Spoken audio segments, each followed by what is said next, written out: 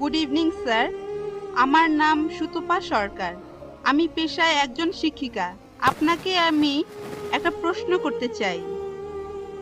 ইসলাম ধর্মে কর্ম আর মোক্ষ লাভ সম্পর্কে কি বলা আছে, আর এক্ষেত্রে হিন্দু ধর্মের ধারণার সাথে পার্থক্যটা কি? বোন, আপনি প্রশ্ন করলেন ইসলামে কর্ম আর মোক্ষ লাভ সম্পর্কে কি বলা হয়েছে। হিন্দু ধর্মগ্রন্থ অনুযায়ী কর্ম মানে কাজ। আমরা যে কাজগুলো করি, অ্যাকশন, এই কর্ম করতে হবে ধর্ম অনুযায়ী। আর হিন্দু ধর্মের বিশেষজ্ঞরা একটা দর্শনে বিশ্বাস করেন যেটাকে বলা হয় সংস্কারা, জন্ম আর মৃত্যুর চক্র।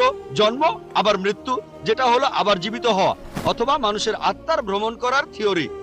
তারা বিশ্বাস করে আপনি যেরকম কর্ম করবেন, যদি ভালো কাজ করেন পরবর্তী জীবনে আপনি জন্মাবেন কোন উচ্চ স্তরে, যদি খারাপ কাজ করেন পরবর্তী জীবনে আপনি জন্মাবেন কোন নিচু স্তরে। যদি ভালো কাজ করেন আপনি মানুষ হয়ে জন্মাবেন, খারাপ কাজ করলে পশু হয়ে জন্মাবেন, হয়তো ইঁদুর হবেন, বিড়াল হবেন বা তেলাপোকা হবেন। আর সেখানে যদি কিছুই না থাকে, ভালো খারাপ কিছুই না থাকে, তাহলে মোক্ষ লাভ করবেন, জন্ম মৃত্যুর চক্র থেকে বের হয়ে আসবেন। এটা হলো হিন্দু ধর্মের বিশেষজ্ঞদের দর্শন। তবে বেদে এর কোন রকম উল্লেখ নেই। বেদ হলো হিন্দুদের সর্বোচ্চ ধর্মগ্রন্থ, সেখানে উল্লেখ নেই। তারা বলতে চায় যে এই কথাগুলো ভগবদ গীতায় আছে।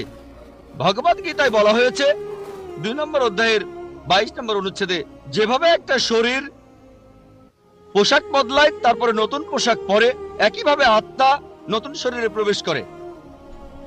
হিন্দু ধর্মগ্রন্থগুলোতে পুনর্জন্ম বলে একটা কথা আছে। এটা আছে ঋগ্বেদ 10 নম্বর গ্রন্থ 16 নম্বর অনুচ্ছেদের 4 ও 5 পরিচ্ছেদে। পুনর্মানে পরবর্তী, জন্ম মানে জীবন, পরবর্তী জীবন।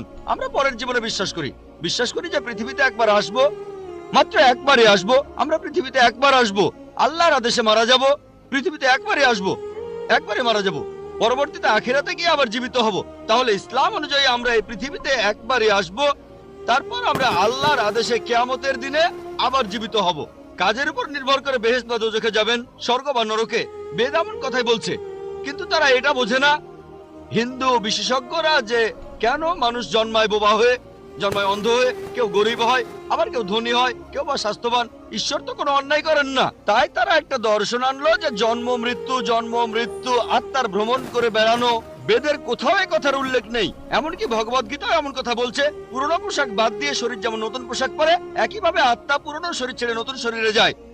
একবার, আমার কোনো আপত্তি নেই, একবার মারা যাবেন, একবারই পুনরুজ্জীবিত হবেন। তবে ইসলামে এই প্রশ্নটার উত্তর রয়েছে।